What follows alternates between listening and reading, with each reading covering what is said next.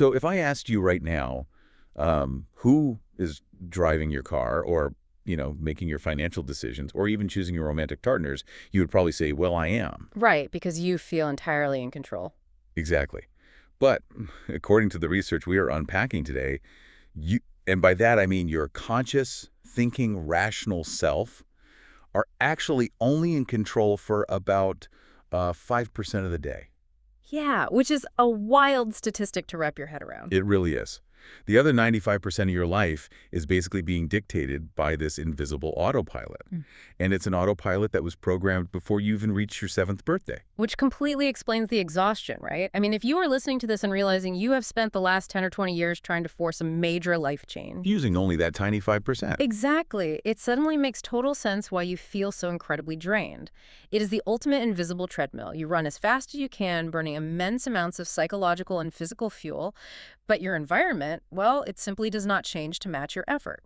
And that is exactly the frustration we are exploring today. I mean, think about how many of us do everything right. You want to fix your physical health or pivot your career or maybe just find a relationship that doesn't totally drain your soul. So you do the work, you read the self-improvement books. Right. You read the books, you pass the mental quizzes on what you should do, you wake up early, you grind, you push yourself to the absolute limit with sheer willpower, and yet things just don't go your way. You just keep hitting these completely invisible walls. Exactly. And you end up wondering, why is life such a profound uphill struggle for me while other people seem to just coast into success or happiness? And, you inevitably start feeling like a victim. Which makes perfect logical sense from the perspective of your conscious mind. How so? Well, if your conscious intention is to be healthy and your body remains sick, or if your conscious intention is to find a loving partner and you just keep ending up in these toxic dynamics. The conscious mind looks around and goes, well, I'm doing my part. Right. It says, the problem must be outside of me. It must be my genetics or the economy or just terrible luck. We naturally look for a saboteur in our external environment. But the saboteur isn't external. And the material we are looking at today completely flips that whole narrative. It provides a biological and physical explanation for why we sabotage ourselves. And often without having the slightest clue that we are doing it. Yeah. We are going to look at the actual architecture of the human mind and how understanding that architecture can fundamentally alter your physical reality. But to set the stage for how our minds actually manifest our reality, I really want to share this story from the text. Oh, the vintage shirt stories. Yes, it perfectly captures this gap between what we think we're asking for and what we actually get. It's such a brilliant analogy because it highlights the mechanical flaw in how we try to shape our lives. Walk us through it. Okay, so the author of our source material was desperately trying to find a very specific, rare vintage collared shirt. They wanted it for a major rock concert. Right, they had a very clear vision. Very clear. They needed a specific cut, like a Russian-style collar, with very particular buttons. They visualized the shape and the style perfectly in their mind. They imagined themselves wearing that exact cut. So they put the intention out there. Yeah. They walk into a random clothing store, head straight for a clearance rack, start flipping through the hangers, and miraculously, they find the exact, specific style of that rare shirt. Just sitting right there. The cut is perfect. The buttons are a perfect match. Which feels like a total victory, right? The universe provided exactly what was visualized. But there was a massive catch. The shirt was gray. Completely gray. Completely boringly, aggressively colorless. And the person standing there, holding this gray shirt, had this sudden epiphany. They realized they had focused so intensely on the idea and the shape of the shirt, but they had left a massive gap in their specific vision. They never specified a color? Right. So the environment just filled in the blank with the most default neutral option available, which was gray. They tried to dictate the how of finding it, the shape, the cut, the physical manifestation, rather than painting a fully realized, complete picture of the what. And the question is, are we doing this with our entire lives? Exactly. Are we leaving massive gaps in our own mental programming and then getting furious when life hands us a gray shirt? We absolutely are. And the reason we end up with the gray shirt or, the failed diet or the career that looks good on paper but feels miserable is due to a fundamental anatomical divide in the human mind. Okay, let's break that down. The reason your reality doesn't match your intention is that the part of your mind forming the intention is barely ever in the driver's seat. We have to separate the conscious mind from the subconscious mind.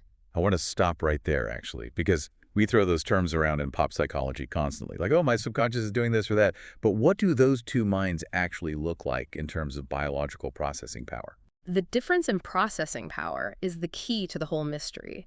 Your conscious mind is the creative center. It is the seat of your personal identity, your wishes, your desires, your aspirations. So when I say, I want to write a novel, or I want to be healthier, that is my conscious mind talking. Exactly. But neurologically speaking, the conscious mind is relatively slow. It processes information at roughly 40 bits per second. 40 bits per second. Okay, I'm keeping that number in mind. What about the subconscious? The subconscious mind processes information at 40 million bits per second. Wait, 40 million compared to 40. Yes, it is a literal biological supercomputer. And the subconscious mind is not creative. It does not have wishes or desires. But what is it doing with all that power? It is, for all intents and purposes, a rigid hard drive. It's filled with pre-recorded habits, motor functions, and behavioral programs. It monitors your heart rate, your digestion, your spatial awareness, and all the automatic reactions you have to the world. And here is the critical statistic from our sources. Because the subconscious is so vastly more powerful and efficient, it runs the show for roughly 95% of your day. Leaving the conscious mind with just 5%. The conscious mind only operates about 5% of the time. You know, I have a hard time accepting that I am only conscious for 5% of my waking life. Like if I am sitting here talking to you, I feel completely conscious. If I am at work analyzing a spreadsheet, I feel conscious. How does the subconscious actually take over without me noticing? To understand the mechanism, you have to look at what happens when the conscious mind starts thinking. The conscious mind is the only part of you that can travel through time. Meaning what exactly? Well, it can project into the future to worry about a meeting tomorrow, and it can travel into the past to regret an argument you had yesterday. Yeah. But when your conscious mind is traveling through time, when it is engaged in the act of thinking, it is looking inward. Oh, I see. It literally detaches its focus from the present external environment. So if I am walking down the street and I start worrying about my electric bill, my conscious mind is no longer looking at the sidewalk. Exactly. But you don't walk into a telephone pole, do you? You don't trip over the curb. Usually not, no. Right, and why? Because the exact millisecond your conscious mind turns inward to think, your subconscious autopilot instantly takes the wheel. It uses its 40 million bit processing power to monitor the sidewalk, step over the puddle, and keep your body moving safely. Okay, the driving analogy makes perfect sense here. We have all experienced highway hypnosis. Oh yeah, definitely. You are driving down a stretch of highway you take every single day, and suddenly you snap back to the present moment and you realize you have absolutely no memory of the last 10 miles. It's terrifying, but it happens all the time. Yeah. You navigated lanes, adjusted your speed, maybe even used your turn signal, but your conscious identity were completely checked out, thinking about what to make for dinner. That is the perfect illustration of the subconscious at work. It knows how to drive the car. It is incredibly efficient. But here is the massive evolutionary catch. The subconscious autopilot only goes exactly where it has been programmed to go. It can't adapt. It cannot innovate. It cannot create a new route. So if your conscious mind is busy thinking about how much you want to change your life, how you want to be more patient or more successful, your conscious mind is essentially sitting in the passenger seat daydreaming. While the subconscious is driving. Meanwhile, your subconscious mind has its hands on the steering wheel, operating your body, your words, and your actions, playing out rigid programs you might not even know you possess. Okay, let's follow that logic. Because it exposes a huge flaw in the entire self-help industry. It really does. If my conscious mind is reading a book on how to be the better communicator, and I am taking notes, highlighting passages, and I can literally pass a written exam on the material with a perfect score. Right. Why doesn't my communication style change in the heat of an argument? I have the data. Because you have the data in the wrong processor. The conscious mind and the subconscious mind learn in completely different ways. Okay, explain that. Your conscious mind is creative, right? Therefore, it can learn by reading a book, watching a documentary, or having a profound realization. It absorbs abstract concepts instantly. You read the book, and your conscious mind says, aha, I understand. I need to pause before I react. But the subconscious doesn't read books. No, it does not. The subconscious is a tape recording mechanism. It learns primarily through habituation and repetition or through massive emotional impact. It does not care about your intellectual epiphany. So it just ignores the book entirely. Totally. So your intellect, sitting in that 5% conscious mind, feels incredibly empowered by the new book. But the 95% subconscious autopilot remains entirely untouched. Wow. The moment you get into an argument, you get stressed. Stress forces the conscious mind to shut down and default to the autonomic nervous system. And boom, you react with the exact same toxic communication style you have always used, completely ignoring the book you just read. That is deeply unsettling.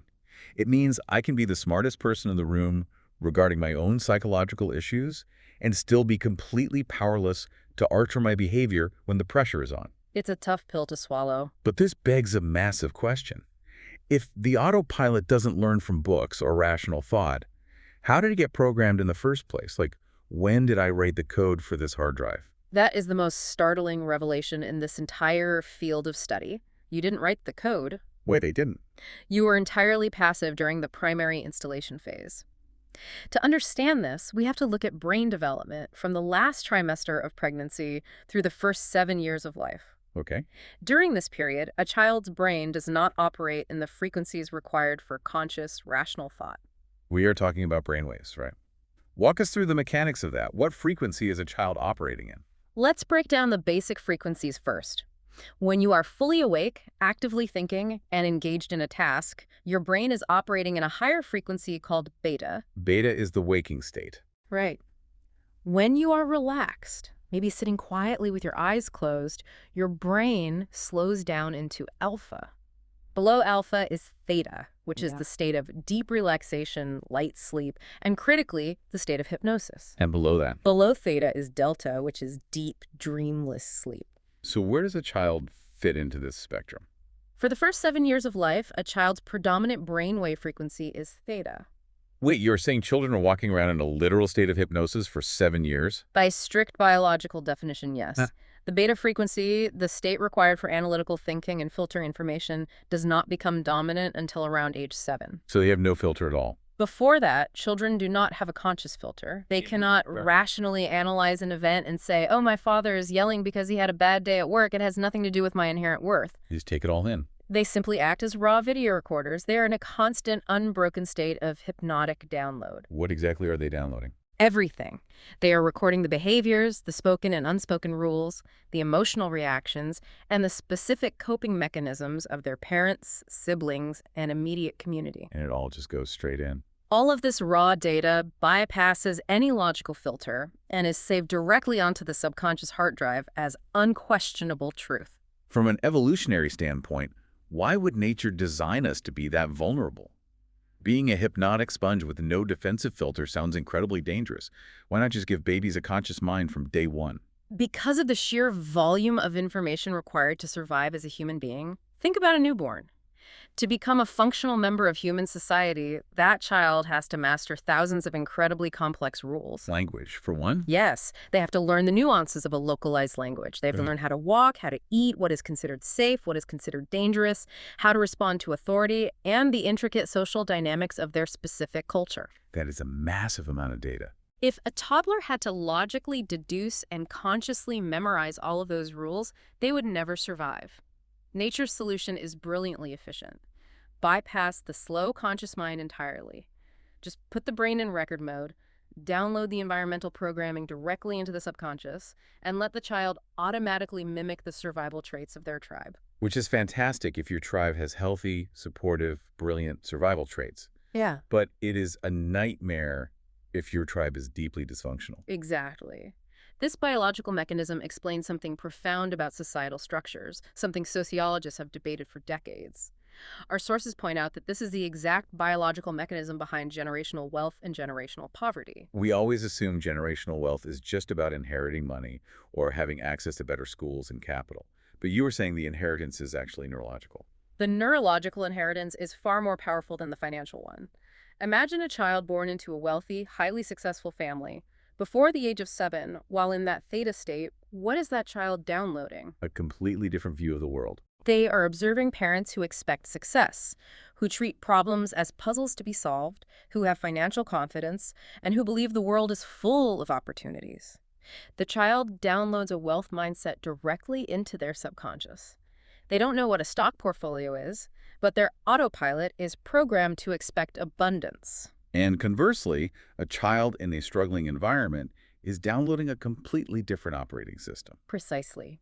A child in poverty observes constant stress about bills. They hear phrases like, "we can't afford that," or "life is hard," or "people like us don't get ahead." They just soak up the stress. They absorb the physiological tension of their parents. They download a poverty mindset, a foundational belief in scarcity, limitation, and fear.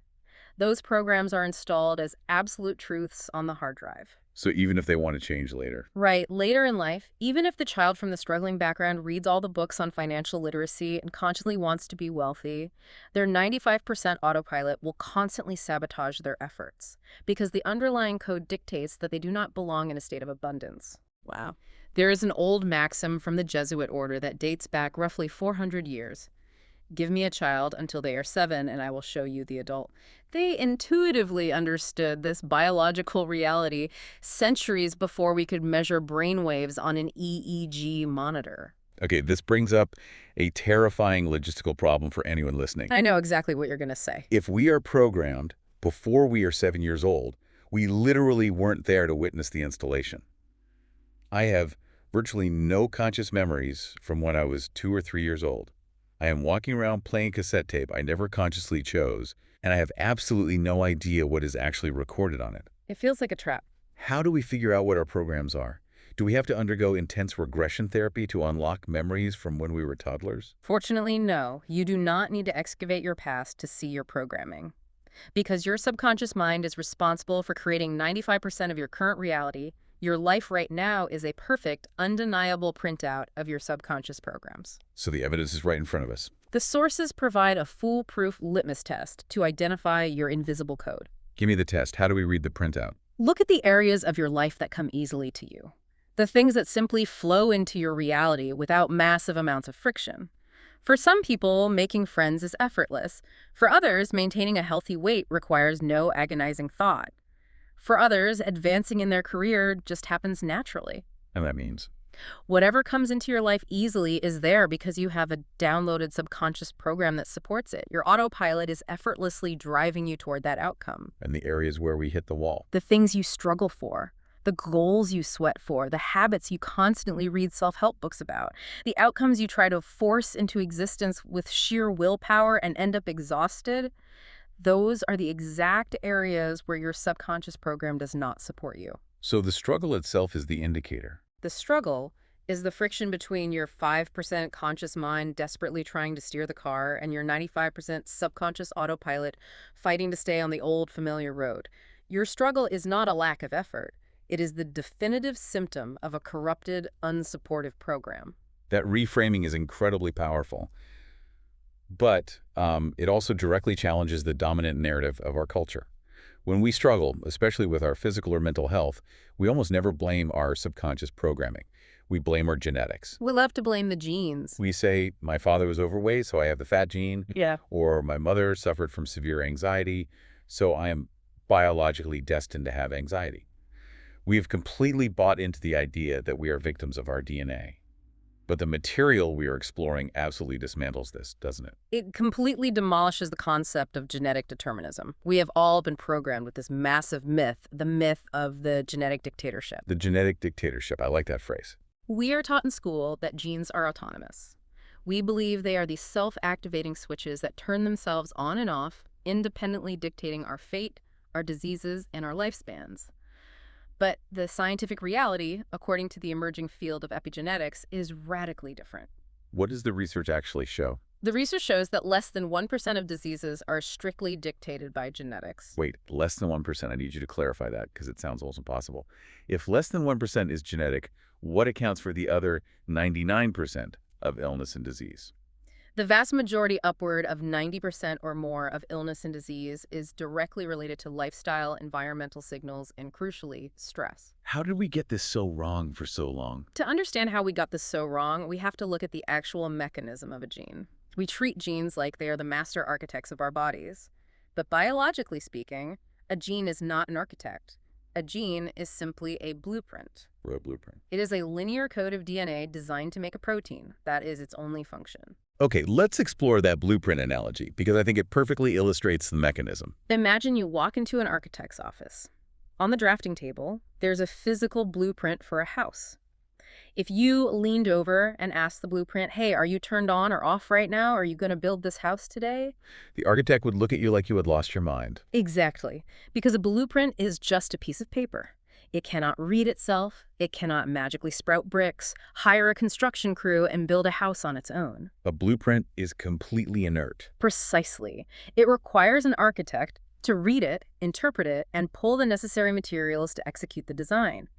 In the human body, the genes are the blueprint. They do nothing on their own. The true brain of the cell is not the nucleus, where the DNA is kept. Wait, it's not the nucleus. No, the brain of the cell is the cell membrane, the outer skin. The membrane is covered in receptor proteins, which act like tiny antennas picking up signals from the environment. And what environment are those cells living in? What signals are they picking up? They are living in your blood. The blood is the environment. Whatever chemistry is in your blood binds to those receptor proteins on the cell membrane. Okay, so the blood chemistry is the signal. When the chemistry binds to the receptor, it changes shape, and it sends a signal inside the cell to an effector protein. That signal travels into the nucleus, reads the specific DNA blueprint required to respond to the environment, and creates the protein.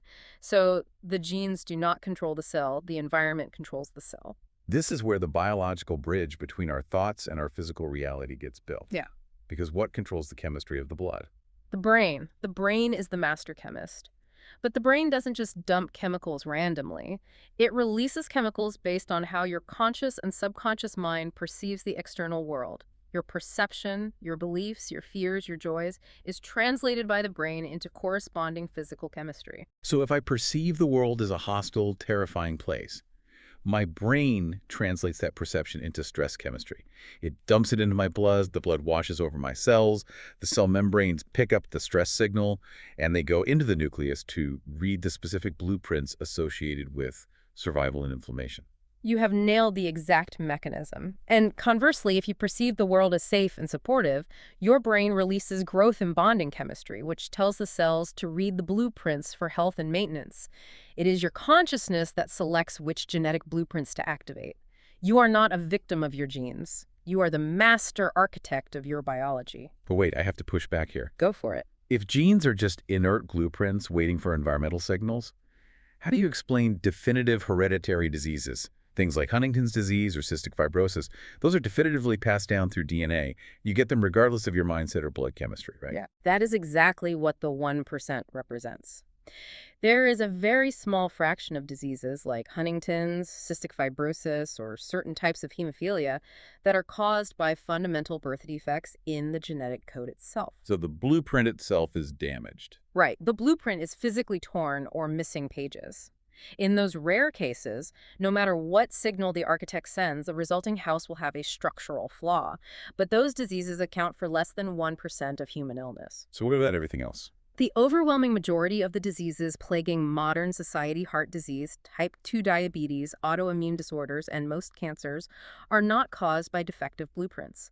They are caused by normal, healthy blueprints being constantly bombarded by toxic environmental signals and chronic stress chemistry. Which brings up a fascinating and, frankly, terrifying implication. We all know about the placebo effect. The power of positive belief. Exactly.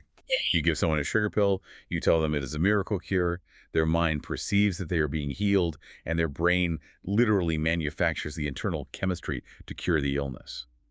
The body heals itself based purely on a positive belief.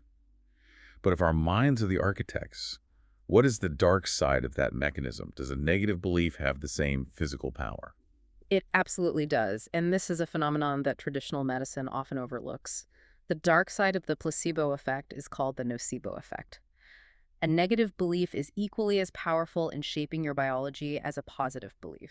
Give me an example of the nocebo effect. Let's use a hypothetical but common medical scenario. A patient goes to the doctor. The doctor, who represents ultimate authority to the patient's subconscious, looks at a scan and says, "You have a terminal illness. You have 3 months to live." Even if the doctor misread the scan or mixed up the charts. Exactly. Let's assume the patient is actually perfectly healthy. But if the patient accepts that doctor's decree as absolute undeniable truth, if that belief takes root in their subconscious, their brain will immediately begin translating that terrifying belief into physical chemistry. So the brain starts creating the decline. The brain sends signals of terminal decline into the blood. The cells receive the signal, alter their function, and the body will actually begin to manufacture the disease or systematically shut down vital organs to align with the accepted reality of the mind. People can and do die strictly from the power of a negative belief. That is horrifying. It means our internal narrative is not just psychological. It is a literal matter of life and death. Our biology is entirely dependent on the chemistry of our perception. And the sources break human perception down into two primary states of being, right? Fear and love. Can we look at the mechanics of these two states? What exactly happens to the physical body when we perceive fear? Let's examine fear first, because it is the dominant operating system of modern society. Evolution designed the fear response, the fight-or-flight mechanism, for acute, short-term survival. The classic biological example is running from a saber-toothed tiger. Yes. When your sensory organs perceive a deadly threat, the hypothalamic pituitary adrenal axis, or HPA axis, kicks in. Your brain floods your bloodstream with stress hormones, primarily cortisol and norepinephrine. Which gives us that massive jolt of adrenaline, making our heart race so we can run away or fight back. Yeah, but to achieve that burst of energy, the stress hormones enact 3 devastating physiological changes in your body. Okay, what is the first one? First, they constrict the blood vessels in your visceral organs, particularly the gut. Why the gut? Because the gut is responsible for digestion, absorption, and cellular growth. If a tiger is chasing you, digesting your breakfast is a waste of energy. You need all of that blood pushed to the extremities, your arms and legs, so you can run. Consequently, the moment you enter a state of fear, your body's growth and maintenance mechanisms are physically shut down. Okay, pausing growth for 10 minutes while you escape a tiger makes biological sense. You can digest your food later. What is the second change? Second, the stress hormones systematically suppress the immune system. Wait, they actively turn it off. Why would the body do that? Because the immune system is an incredible energy hog. Think about how exhausted you feel when you are fighting the flu. It takes massive internal resources to combat a pathogen. But from a survival standpoint, if a bacterial infection might kill you in a week, but the tiger is going to eat you in 30 seconds, fighting the bacteria is entirely irrelevant. The body prioritizes the immediate threat. The brain conserves energy by temporarily shutting down the immune response. This biological mechanism is so absolute that medical science utilizes it. When doctors perform an organ transplant, what is the greatest risk? That the patient's immune system will recognize the new organ as foreign tissue and attack it. Exactly. So what do the doctors do? They literally inject the patient with synthetic stress hormones. They use the exact same chemical mechanism your brain uses during the fight or flight response to intentionally paralyze the immune system so the organ isn't rejected. Let me make sure I am fully grasping this. The incredibly potent drugs that doctors use to intentionally suppress the immune system in a surgical setting are the exact same chemicals my own brain pumps into my bloodstream every time I stress out about an email from my boss or watch a terrifying news segment. You are self-administering immunosuppressants every time you indulge in a fear-based thought. Oh, wow. And there's a third consequence. The stress hormones also affect the brain itself. They constrict the blood vessels in the conscious prefrontal cortex, the logical, creative, analytical part of your brain. Why shut down the logical part of the brain? Because the blood is forcefully squeezed out of the front of the brain and pushed into the hindbrain, which is the center for autonomic reflexes. Which, again, makes sense if a tiger's jumping at you. You don't want to stand there philosophizing about the tiger's hunting tactics. You just need pure reflex. But the terrifying result is that under the influence of stress hormones, you literally lose access to your conscious intelligence. You become less creative, less capable of complex problem solving, and highly reactive. Now let's apply this biology to the modern world. We are no longer running from actual tigers, but we are living in a society built on chronic 247 fear. Non-stop. We have a relentless news cycle broadcasting disaster, social media algorithms explicitly designed to trigger outrage, precarious economies, and social isolation. We are constantly, perpetually perceiving threats. Which means we are locked in a chronic state of fight or flight. Our bodies are constantly marinating in cortisol, and if we look at the 3 biological effects we just discussed, the implications are disastrous. Because of chronic stress, our cellular growth mechanisms are perpetually paused, accelerating aging. Our immune systems are permanently suppressed, making us incredibly vulnerable to disease. And our prefrontal cortexes are constantly starved of blood, making humanity less intelligent, less creative, and hyper-reactive to conflict. It is the perfect biological recipe for the exact physical and mental health crises we see globally. It feels like a trap. If fear shuts down our biology, we have to look at the alternative. What happens when we perceive the opposite of fear? What happens when we perceive love? The sources use an incredible example to illustrate this, calling it the honeymoon effect. The honeymoon effect is the ultimate proof of how rapidly our biology can change. Think about the physiological reality of falling deeply, madly in love. It is a universal human experience. When you are in that initial stage of romance, how do you feel physically? I mean, you feel superhuman. The world literally looks brighter. Food tastes better. You have boundless energy. You barely even need to sleep or eat because you are just vibrating with this intense, joyful energy. You feel incredibly healthy. That is not a metaphor. That is physical chemistry. Because your perception of the world has shifted entirely to love and connection, your brain stops producing stress hormones. Instead, it floods your bloodstream with a totally different cocktail: dopamine for intense pleasure, oxytocin to facilitate deep bonding, and actual biological growth hormones. So love, mechanically speaking, instructs the cells to grow and thrive. Biologically, yes. Your cells are literally flourishing in that chemical environment. But the real magic of the honeymoon effect isn't just the chemistry. It is what happens to the architecture of the mind.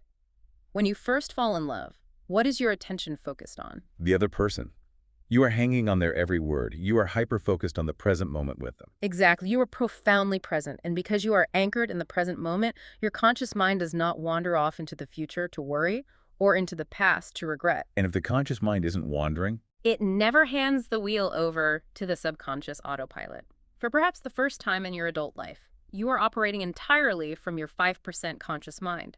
You temporarily stop playing the toxic, limiting tapes you downloaded from your parents. and because the conscious mind is creative and its fundamental desires are for connection, joy, and harmony, it starts projecting those desires outward. Two people, operating purely from their conscious minds, physically manifest a reality that feels like heaven on earth. Heaven on earth is simply the experience of life without subconscious sabotage. But we all know how the story usually goes. The honeymoon phase inevitably fades. Right. Reality sets in. Because eventually, the logistics of life intrude. You have to pay rent. You have to do the dishes. You have stressful tasks at work. The moment you start worrying about the rent, your conscious mind turns inward to think. And the millisecond, the conscious mind turns inward. The autopilot takes the wheel, and suddenly, in the middle of a mundane conversation, your partner says something, and you react with a harsh, defensive tone you downloaded from your father when you were 4 years old. Your partner looks at you in shock and says, "Who are you? You were never like this when we met." And the tragedy is... What tragedy is, because your conscious mind was busy thinking about the rent, you didn't even observe your own behavior. You look at your partner and say, "What are you talking about? I didn't do anything." You are completely blind to your own subconscious programming. That is a staggering realization. It perfectly explains why so many relationships begin in total euphoria and eventually devolve into two sets of childhood traumas aggressively clashing with one another. But to really understand why our internal perceptions, these thoughts and beliefs, have such profound physical power over our biology, the sources take a hard left turn into physics. We have to look past the biological cell and look at the quantum reality of the universe. This is a massive leap, but it is the most vital piece of the puzzle. Traditional biology and medicine are rooted in Newtonian physics. Newtonian physics teaches us that the universe is made of physical matter. We view the body as a machine made of distinct physical parts: cells, tissues, organs like gears in a clock. But quantum physics views it differently. Quantum physics, which has been validated for over a century as the most accurate scientific model we possess, fundamentally dismantled the Newtonian view in the 1920s. Quantum physics proved that physical matter, as we perceive it, is an illusion. Explain the illusion, because to me, the table I'm sitting at feels very solid. My physical body feels very solid. How is it an illusion? If you look at a cell under a microscope, you see physical structures. If you break the cell down into molecules and then break those molecules down into atoms, Newtonian physics assumed you would find tiny, solid marbles of matter. But when quantum physicists looked inside the atom, they found a vacuum. Empty space. An atom is entirely empty space, filled with invisible, swirling nanotornadoes of energy. Everything in the universe, including the table you're sitting at and the biology of your body, is made of interconnected, vibrating energy fields. There are no actual physical boundaries. The physical world is entirely shaped and organized by an invisible matrix of consciousness and energy. There is an analogy in the sources that made this instantly click for me. It is the analogy of the iron filings. Walk us through that because it perfectly illustrates why traditional medicine is struggling to cure chronic disease. Imagine you take a piece of paper and sprinkle a handful of iron filings, tiny metal shavings onto it. The filings just sit there in a random, chaotic pile. But if you take a magnet, place it underneath the paper, and sprinkle the iron filings again, they instantly snap into a beautiful, highly structured geometric pattern. Because the magnetic field is organizing them. Exactly. Now imagine you are a scientist who does not know the magnet exists. You spend your entire career studying the iron filings. You dissect the metal, you look at it under a microscope, you try to figure out what internal property of the metal caused it to form that specific geometric shape. You will never find the answer. You will never find it. The physical particles do not dictate the pattern. The invisible magnetic field dictates the pattern. And traditional Newtonian medicine is essentially just studying the iron filings. When a person is sick, we look at the physical cells. We try to surgically cut out the bad cells or alter them with chemical drugs, completely ignoring the invisible energy field, which is human consciousness, that is actually organizing and dictating the behavior of those cells. Precisely. The cells are just the iron filings. If the cells are sick, it is because the energetic field organizing them is corrupted. You cannot sustainably heal the physical body without addressing the energetic field of consciousness that creates it. Because we are energy fields, we do not interact like physical objects. We interact like waves. Which brings up the physics of waves' constructive versus destructive interference. Let's explain how this feels in everyday life. Since we are energetic waves, we behave like tuning forks. When our energetic frequency aligns with another person's frequency or with a positive environment, the waves combine, sync up, and amplify each other. That is constructive interference. In colloquial terms, we call it good vibes. Exactly. Good vibes. You walk into a room, you meet someone, and you instantly feel energized, uplifted, and physically stronger. And the opposite is equally true. When your energetic wave clashes with a person or a situation that is out of phase with you, the waves collide and cancel each other out. That is destructive interference. Bad vibes. Yes, bad vibes. It is the exact same technological principle used in noise-canceling headphones, which emit a clashing frequency to delete the original sound wave. In human terms, you interact with someone, and even if the conversation is polite, you walk away feeling entirely drained, exhausted, and physically weak. Your energy field was literally depleted by the destructive interference. Okay, we have covered an immense amount of ground, and the paradigm shift is massive. We now know that our lives are 95% controlled by a subconscious autopilot. We know that autopilot was programmed with limitations and fears before we were 7. We know that those fears create physical chemistry that breaks down our immune systems, and we know that our consciousness is fundamentally an energy field shaping the physical illusion of our bodies. That is the complete architecture of the problem. But awareness alone doesn't fix the problem. If I am listening to this, and I realize I have been trying to fix my life using only my 5% conscious mind, how do I actually use this knowledge? How do we hack the architect's toolkit? How do we intercept the autonomic nervous system and physically rewrite the code on the subconscious hard drive? This is where we shift from theory to application. The most crucial thing to remember is that the subconscious mind does not understand logic. So no talking it out. Right. You cannot sit on a couch, consciously rationalize with your subconscious, and expect it to change. You have to communicate with the hard drive in the specific languages it is capable of recording. Our sources outline 3 distinct methods for rewriting the code. Let's break them down mechanistically. Method number 1 is self-hypnosis. Think back to how the subconscious was originally programmed. For the first 7 years, your brain was in the Theta state, the frequency of hypnosis. Now, as an adult, you spend your workday in the beta state. You cannot simply snap your fingers at 2 in the afternoon in the office and order your brain into Theta to rewrite a belief. Right, that would be impossible. However, your brain naturally cycles through these specific frequencies twice a day, once as you fall asleep and once as you wake up. So what exactly happens as we fall asleep? You transition from the active working state of beta down into the relaxed state of alpha. And right at the twilight moment, the hypnagogic state, Just before you drop into the deep unconscious sleep of delta, your brain must pass through the theta frequency. That magical window of natural hypnosis. Exactly. So the method leverages this biological window. You put on a pair of headphones as you go to bed. You play an audio program containing the specific beliefs you want to install in your life. Statements of health, abundance, self-worth, or love. And while I'm awake, my conscious mind is hearing it. While you are awake in alpha, your conscious mind hears the words. But the moment you drift off to sleep, your conscious mind disconnects. Yet the audio keeps playing. Your brain is now operating in theta. The new programs bypass the conscious filter entirely and are downloaded directly onto the subconscious hard drive. You literally reprogram the supercomputer while your conscious mind is asleep. That is incredibly elegant. But here's my pushback. Hypnosis only covers the twilight hours.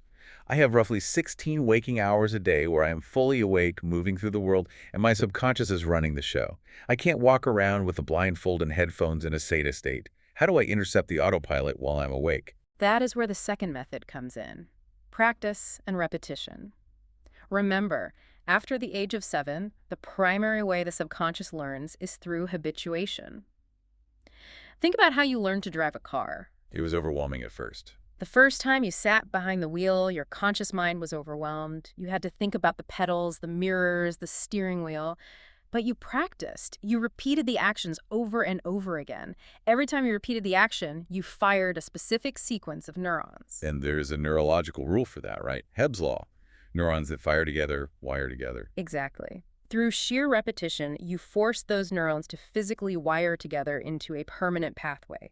Once the pathway is wired, the subconscious takes over, and driving becomes an automatic habit. If you want to change a psychological belief, you have to use the exact same mechanism. You have to practice the new belief relentlessly. This is the biological foundation of fake it till you make it. Yes. Let's say your current subconscious program dictates that you are miserable and unworthy. But your conscious intention is to be happy. You must consciously repeat the phrase or embody the feeling of, I am happy throughout the day. My conscious mind would fight that. Oh, when you first say it, your conscious mind will scream, that is a lie. You are miserable. But you are not talking to your conscious mind. You are forcing the subconscious to fire a new sequence of neurons. Eventually, through relentless repetition, those neurons wire together. The subconscious accepts this new pattern as a habit, and happiness becomes your default 95% state without you even having to think about it. But the sources highlight a massive caveat regarding how you phrase these repetitions. The subconscious is entirely literal, isn't it? It is incredibly literal and have no concept of the future. This is where most people fail with affirmations.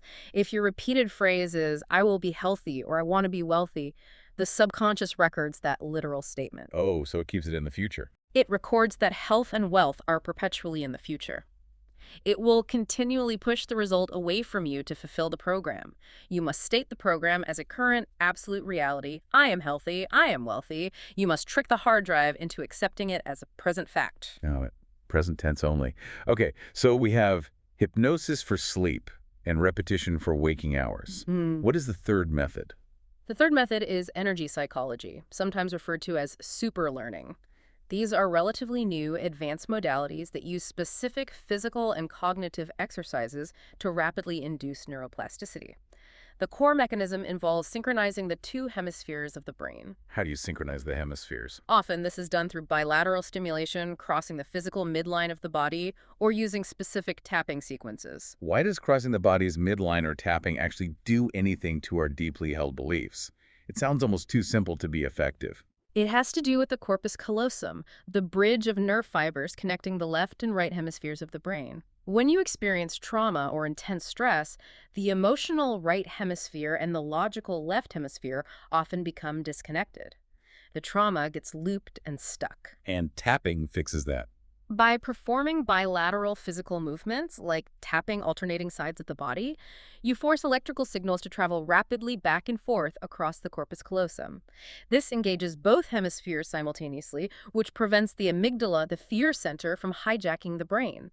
It creates a state of super learning, essentially hitting the record button on your subconscious. So you can rewrite the program right then and there. In this synchronized state, you can overwrite a deeply entrenched, decades-old, limiting belief in a matter of minutes. That sounds like an absolute cheat code for human biology. But the existence of these rapid reprogramming methods brings up a major question. If I have deep-seated issues, profound childhood trauma, why shouldn't I just go the traditional route? Why shouldn't I sit in talk therapy for 10 years, dig up my past, analyze exactly what my parents did wrong, and figure out the exact Tuesday in 1995 when the bad program was installed? Doesn't awareness of the trauma heal the trauma? The sources push back on that idea incredibly hard, and when you look at the mechanics of neuroplasticity, you understand why traditional talk therapy often fails to produce behavioral change. Why is that? Every single time you go back and vividly recount the trauma, every time you emotionally relive the pain of what your parents did, you are firing the exact same neural networks that created the problem in the first place. You are bathing your cells in the exact same stress chemistry. You are not healing the biological pathway. You are actively reinforcing it. The analogy they use in the text is a vinyl record, which makes perfect sense. Think of a bad habit or a traumatic response as a deep groove scratched into a vinyl record. Every time you sit in a therapist's office and replay the event, the needle runs through that exact same groove, physically digging it deeper and deeper into the wax. You are literally practicing the trauma. So you have to stop playing the record. If you want a new life, you have to stop playing the old record. You do not need to endlessly analyze the pothole you drove into yesterday. You just need to focus entirely on building the new road you want to travel today. Focus on the destination, not the pothole. Yeah. I love that. And the incredible thing is, as you start utilizing these tools, as you rewrite the subconscious from fear to love, from scarcity to abundance, the physical body doesn't just feel better, it radically biologically transforms.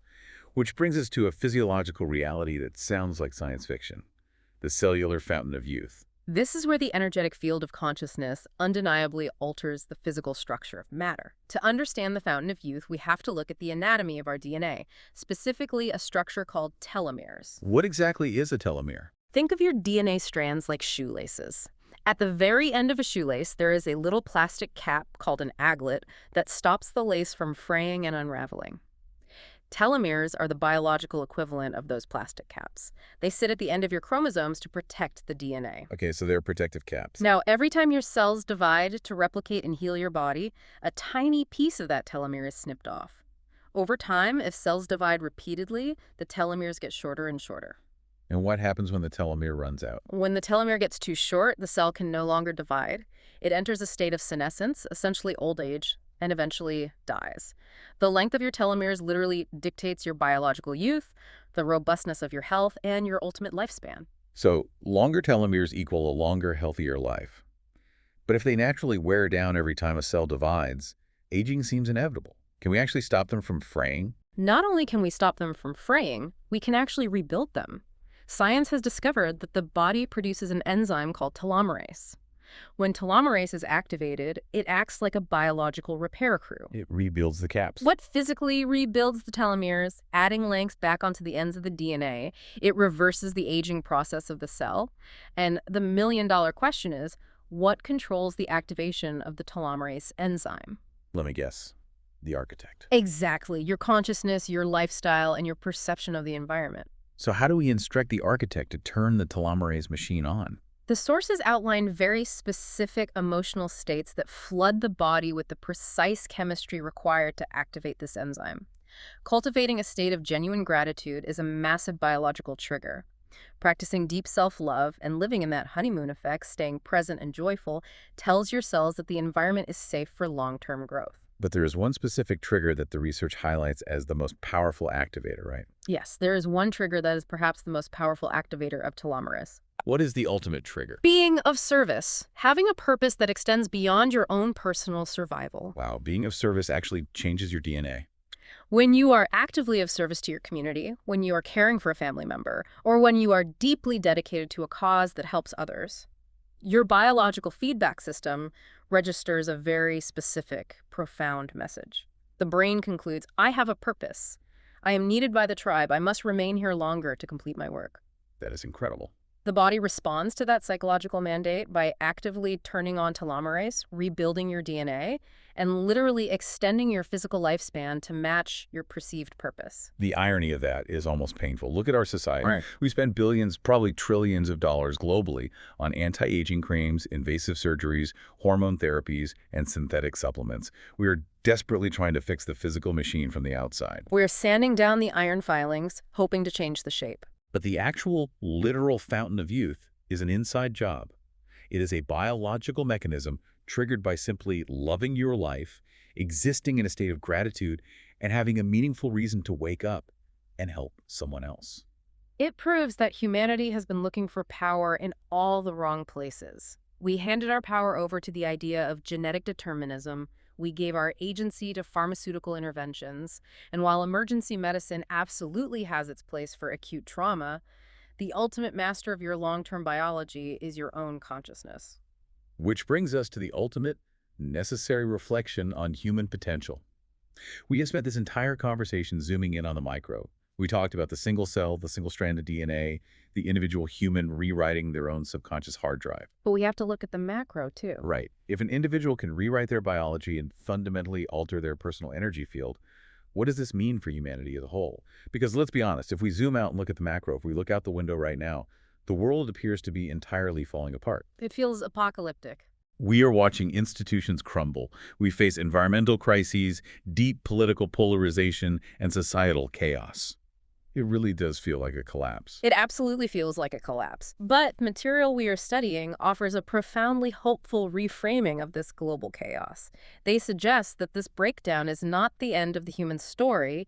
It is a necessary biological evolution. Necessary evolution. We have to recognize that human civilization itself is fundamentally a living, breathing superorganism.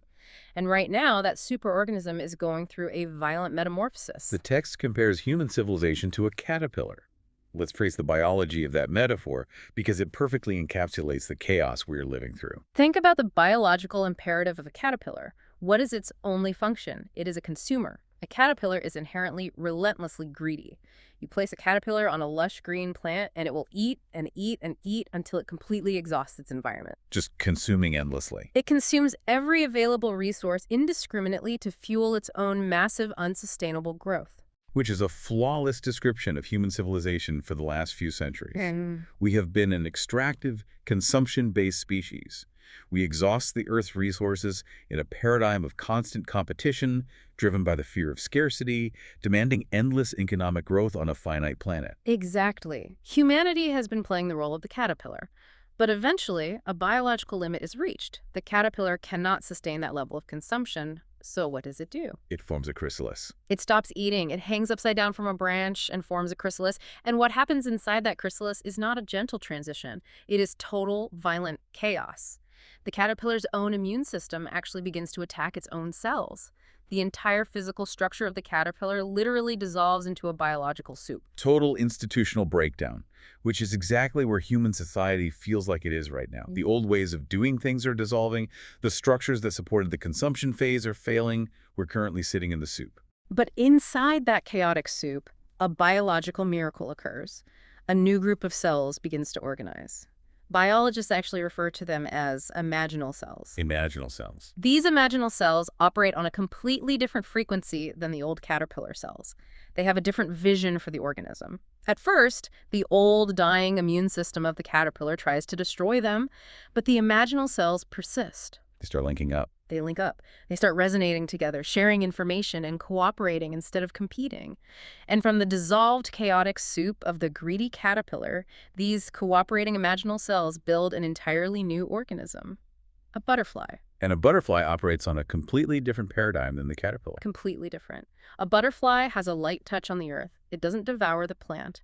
It gently sips nectar, and in return, it cross-pollinates the flowers, actually helping the entire ecosystem to thrive. It lives in harmony with its environment. So the breakdown isn't the end. The breakdown of our current societal structures is not the apocalypse. It is the necessary death of the caterpillar. We are inside the chrysalis. Humanity is being given the evolutionary mandate to transform from a civilization based on competitive fear and survival into a civilization based on cooperative love and thriving. The individual people listening to this, we are the imaginal cells. If enough of us realize that we are the architects of our own biology, if enough tuning forks start resonating with this new frequency of cooperation, of internal power rather than victimhood, we literally change the global energy field. We build the butterfly. That is the ultimate macro level takeaway. When you realize how the mechanism works, you realize you are not a victim. You are not a victim of your genetic blueprint. You are not a victim of your early childhood programming once you take the tools to rewrite it. And you are certainly not a victim of a chaotic, collapsing world. You are the architect of the new one. I want to leave you, the listener, with a final thought to ponder today. We started this journey by talking about that vintage gray shirt. We talked about how visualizing an outcome without aligning the specific details of your subconscious leads to a frustrating, colorless reality. You hit invisible walls. But now you understand exactly what those walls are made of. They are made of your own outdated programming. You now know that your subconscious mind is a literal supercomputer constantly recording the environment, and that your collective human focus, your energetic wave, can alter physical reality. So what happens to the world if tomorrow you intentionally choose to completely ignore the broadcast of fear? What if you actively refuse to let your conscious mind obsess over the metaphorical tigers that aren't even in the room?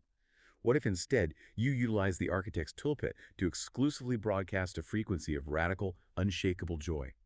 Could the simple individual act of refusing to be afraid, refusing to play the old victim tape, be the ultimate rebellion that resonates outward and reshapes humanity? Think about it.